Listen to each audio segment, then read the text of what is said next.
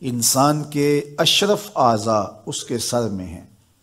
بولنے کی قوت زبان سر میں، دیکھنے کی قوت آنکھیں سر میں، سننے کی قوت کان سر میں، سوچنے کی قوت دماغ سر میں، سونگھنے کی قوت ناک سر میں، اور یہ سر مالک کے در پہ ہے۔